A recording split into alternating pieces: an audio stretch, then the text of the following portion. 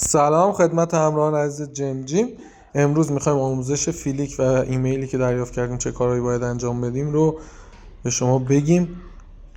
یه سری از بچه‌ها فرم پر کردیم، یه همچین ایمیلی دریافت کردیم. میایم روی ایمیل go to the app میزنیم، این سایت برامون باز میشه.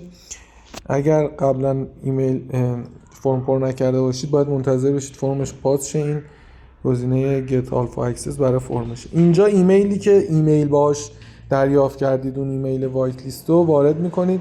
من میام اینجا ایمیلمو کپی میکنم و سرعت اینترنتم کمه یکم. میام اینجا پیست کانتینیو، منتظر میمونم که انجام بشه. یک کد برای ایمیلم میاد، میرم داخل ایمیلم کدمو میارم، یه رفرش میکنم کد منو نشون بده، کپی میکنیم میاریم اینجا پیست میکنیم و منتظر میشیم تایید بشه. بعد اینکه تایید شد یه چند ثانیه صبر کنید، چی نزنید، الان برید رو ساینین دیگه ایمیل نمیاد براتون. یه چند ثانیه صبر کنید، به این صورت میاد براتون.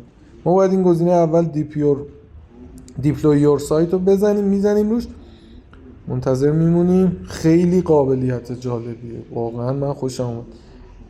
آل تمپلت و این تمپلت ریاکت رو میزنیم، هر کدوم دوست داشتید. من با این راحت بودم اینو زدم و دیپلوی تمپلت. اینجا یه سری اطلاعات در مورد این تمپلت داده، ولی من همون تمپلت بالایی همین کاریش ندارم، اطلاعاتش رو دیپلوی میزنم. گیتاب باید داشته باشید، گیتابمون رو وصل میکنیم،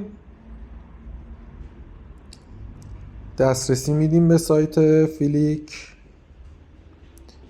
الان جلوتر بهتون میگم چه چیز جالب، چه کار جالبی داریم انجام میدیم.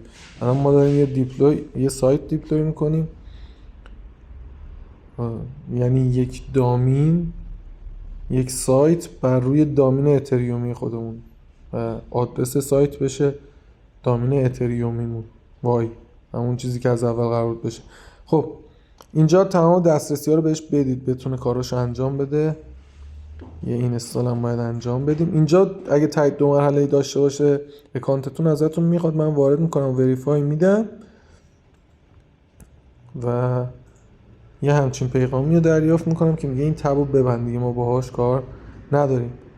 و اینجا یه اسمی که دوست دارید برای سایتتون بذارید اینجا قرار بدید. من میذارم تست جنجی.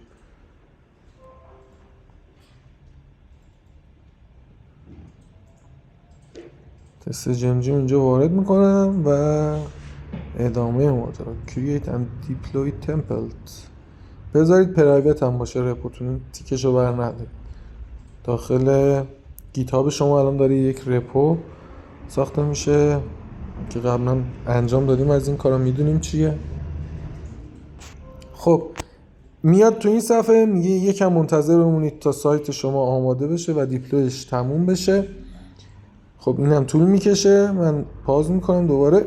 حالا تموم شد. این 2 تا مرحله قبلی یکم طول میکشه. حالا ما باید یه سری فعالیت ها انجام بدیم.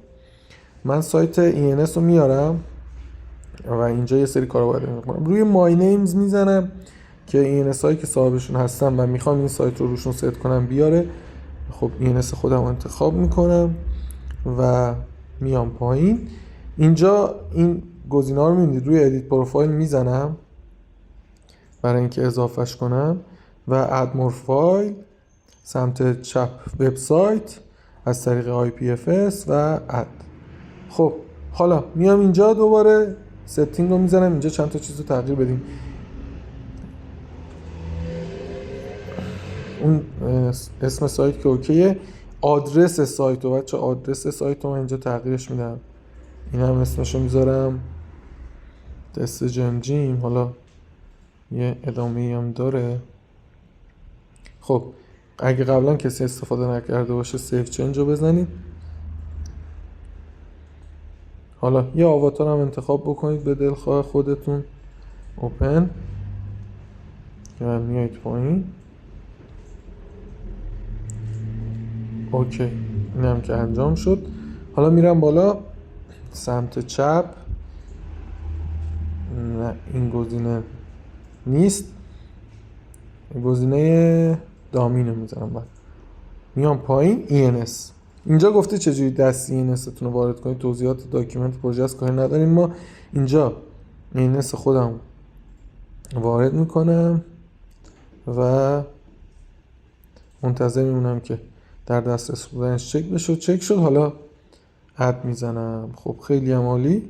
اینجا میگه که به صورت دستی کانتینیو میدیم. اینجا براتون دوتا کد میاره، اینو کوچیک کنید، این کد اول IPFS رو کپی کنید، بیاید اینجا IPFS بنویسید، 2 بک اسلش متنی که کپی کردیم پیست و سیو و تمام. اینجا منتظر میمونیم اوکی میشه، کیفولمون رو باز میکنیم، یه تراکنش باید بزنیم حدود الان $12.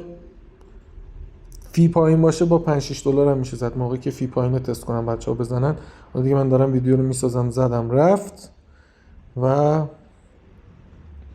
تراکنش من با موفقیت ثبت شد. حالا میرم سراغ سایت تا بقیه رو هم بهتون نشون میدم. این اوکی رو میزنم و منتظر میمونیم. این وریفاینگ باید اکتیو بشه، اکتیو شد. خب حالا ویزیت رو اگه بزنید بین 1 تا 4 ساعت طول میکشه این سایت شما آماده شه و ویزیت رو بزنید و مشاهدهش کنید. الان نشون نمیده. امیدوارم که ویدیو براتون مفید بوده باشه، بتونید ران کنید. خیلی چیز عجیب غریبی نداره ولی قابلیت خیلی جالبیه که شما با چند کلیک بتونید سایت بالا بیارید روی دامین خودتون و واقعا من لذت بردم ازش. اینم اطلاعات سایتی که من دیپلویش کردم. رو قالب غیر دامینم میتونید سایتتون رو مشاهده بکنید. اینم یه سری اطلاعاته که از سایت داریم. امیدوارم این ویدیو براتون مفید بوده باشه، بتونید دیپلوی خودتون رو انجام بدید و سایت خودتون و کارهایی که لازمه رو انجام بدید. بچه‌هایی که فرم گرفتن، ایمیل دریافت کردن، حتما انجام بدن. بچه‌هایی هم که ایمیل دریافت نکردن به محض اینکه اومد من توصیه میکنم برید انجام بدید. خسته نباشید. خدا نگهدار همگیتون.